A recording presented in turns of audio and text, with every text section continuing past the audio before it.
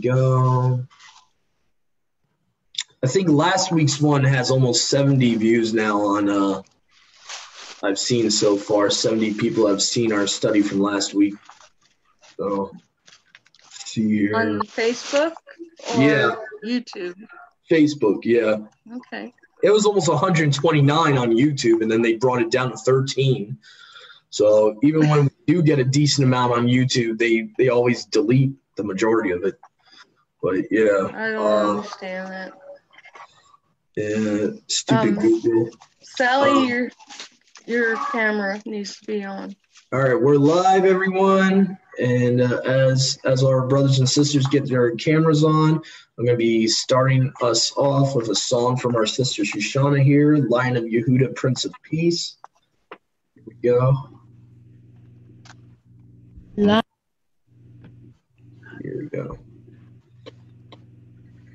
Back it up.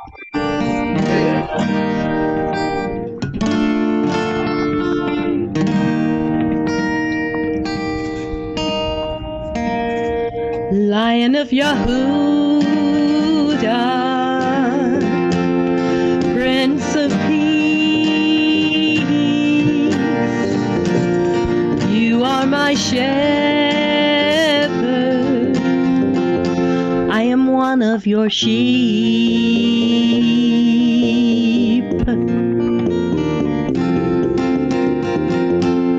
When I was called years ago, I was part of this world, you see, but something inside me knew your word I must keep.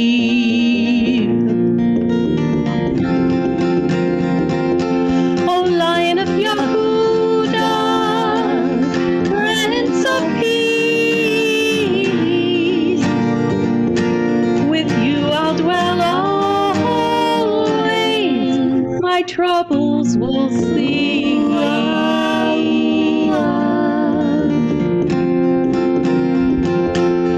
Lion of Yehuda, strengthen my heart a little while longer now, and we'll never part.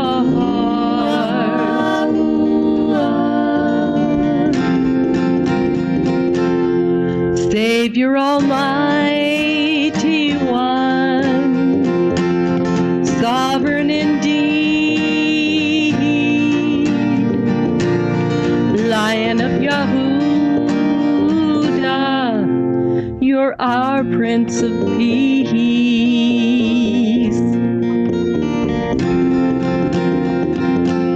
How long we have struggled,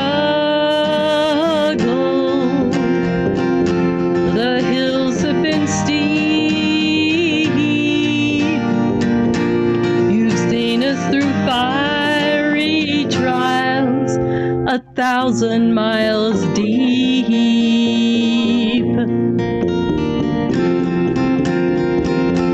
Lion of Yehuda, Prince of Peace, with you we'll dwell always, our troubles will cease.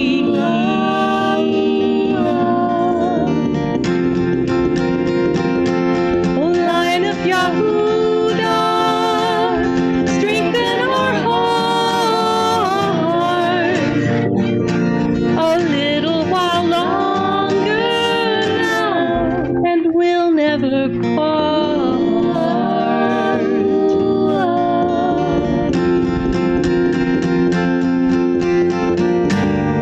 Wonderful Counselor, Lamb of Yahuwah,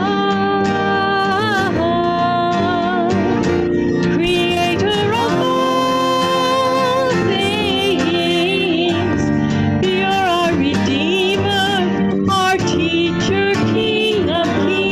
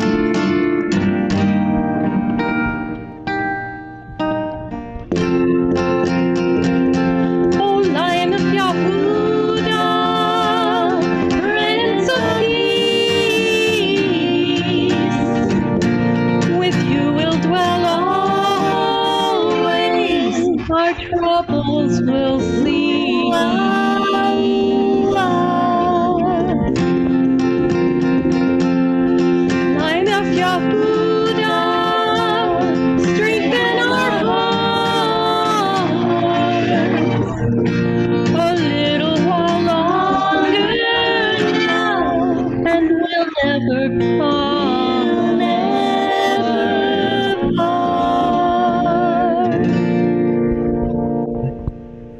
Shalom, everyone. Whoops. Let me just fix that.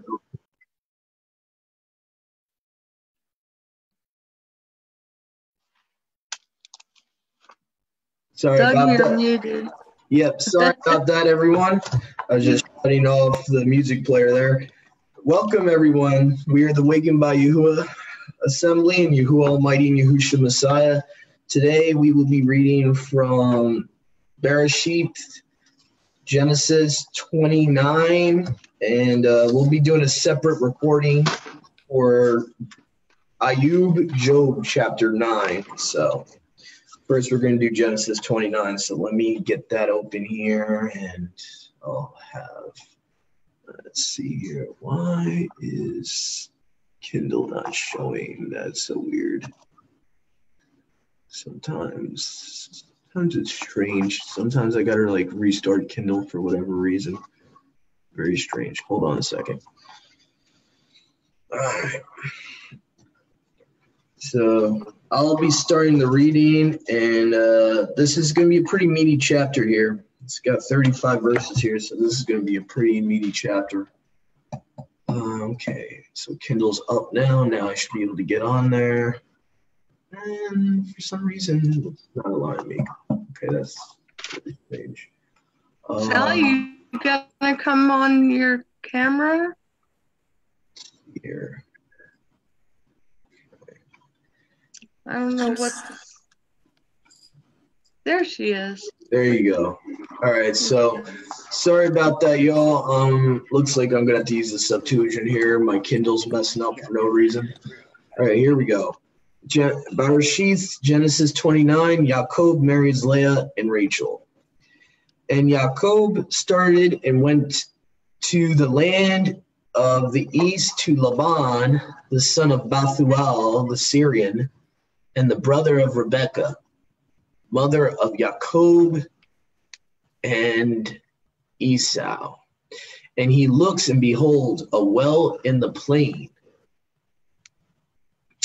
And there were 3 flocks of sheep resting at it, for out of that well they watered the flocks, but there was a great stone at the mouth of the well.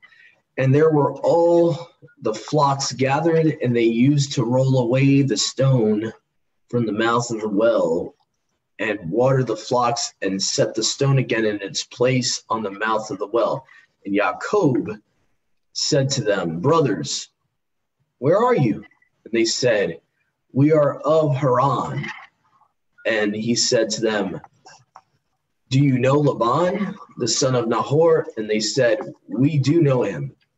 And he said to them, is he well? And they said, he is well. And behold, Rachel is his daughter came with the sheep. And Yaakov said, it is yet high day, it is not yet time that the flocks be gathered together. You water the flocks and depart and feed them.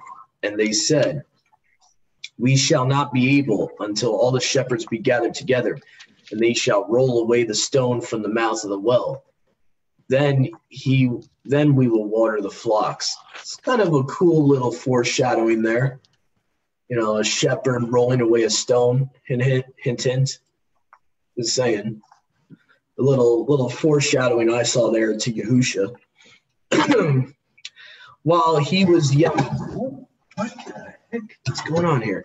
While he was yet speaking to them, behold, Rachel, the daughter of Laban, came with her father's sheep, for she fed the sheep of her father.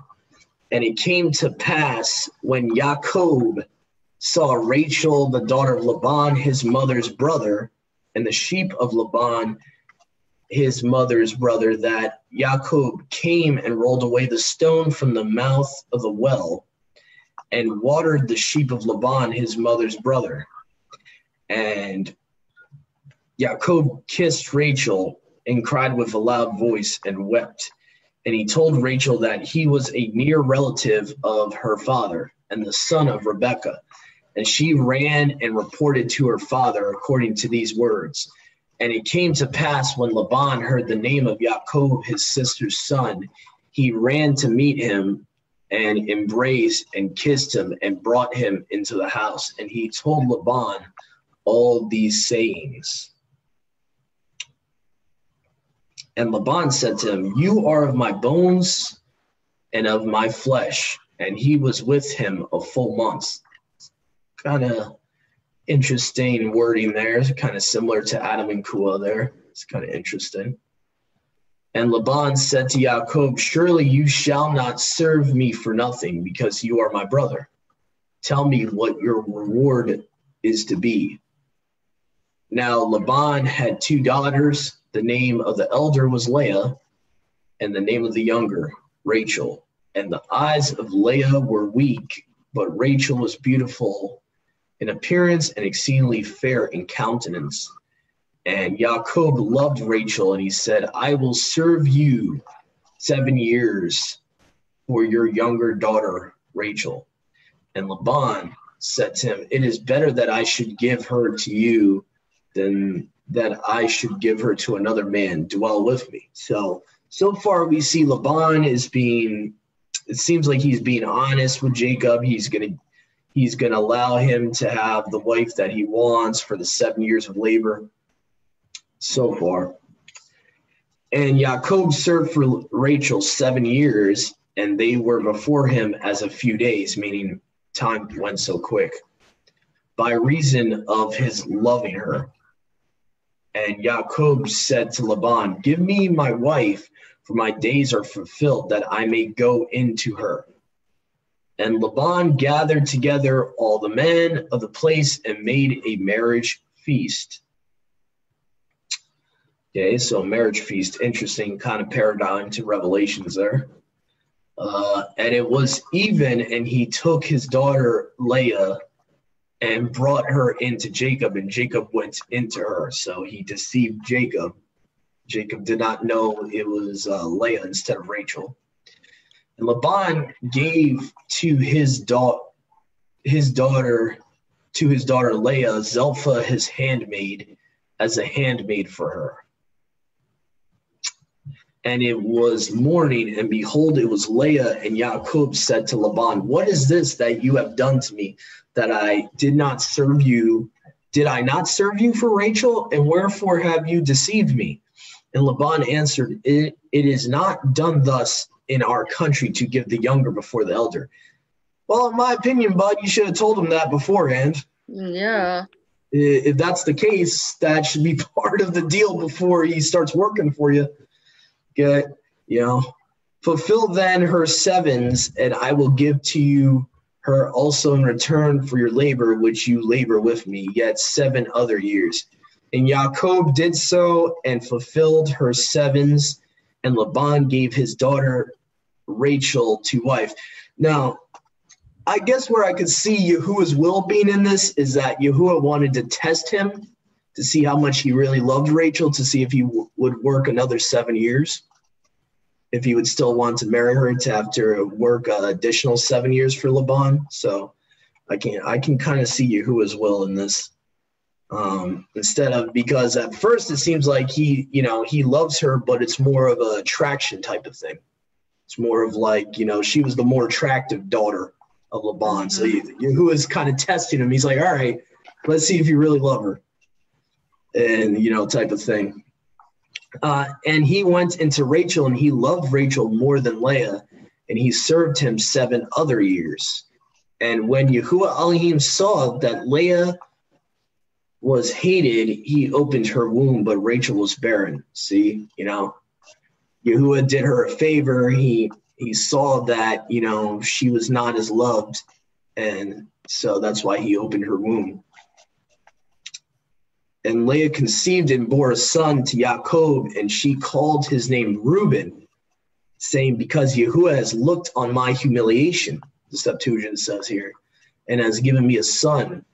Now then, my husband will love me." And she conceived again and bore a second son to Yaakov, and she said, "Because Yahuwah has heard that I am hated, he has given to me this one also." And she called his name Simon. And she conceived yet again and bore a son and said, in the present time my husband will be with me, for I have borne him 3 sons. Therefore she called his name Levi. So far we have Simeon, Levi, and I think Reuben. So far we have the 3 coming from Leah. Mm-hmm. And having conceived yet again, she bore a son, and now said, now yet again this time, I will give thanks to Yahuwah. Or your translation might say praise to Yahuwah. Therefore she called his name Yahudah, and she ceased bearing, so she stopped bearing children at that point. I guess a temporary type of ceasing there. So Yehuda, I guess, according to the Septuagint, means to give thanks to Yahuwah, which is kind of interesting in my opinion. It's kind of I never knew that about that name. That's kind of interesting. So Yahuwah's name is inside of Yehuda. Yeah, I'm kind of curious, how does the Masoretic give the meaning to that name? Praise, okay. All right, yeah. Praise Yahuwah. I will praise Yahuwah. Okay. It's pretty similar. I actually like the Masoretic a little bit better, saying praise Yahuwah. So yeah. So that's pretty interesting difference there. It's pretty interesting. Yeah, you have to remember too that Yahuda, the Dalet, is the gateway to the name. Yeah, the door. Mm-hmm. Yeah, Yehuda is the door to the name of Yahuwah. Yeah. Exactly. She called his name Levi. It says, I have borne him 3 sons, therefore she called his name Levi. Yeah, Lui, I guess. Lui. Yeah, so Lui, I guess, means 3, or maybe I'm misunderstanding that verse. No, he was number 2. Yes. No, number 3. It was Shimon, and then there's Reuben, then Levi, then Judah. See here it says Simon, Leah. So Leah conceived and bore Reuben. Reuben was the first. Then you have Simeon. Pause the recording. Levi. Hey. Grandchildren. Hey, we got some visitors. Hey. So, just see here. So, pretty much we're done with Genesis 29, unless I can think of anything else to add. So, pretty much you had Jacob, Yaakov loving Rachel more than Rachel was the younger. So there also could have been a reason with the older versus the younger type of thing. The gang of the tribe. It's a zebra.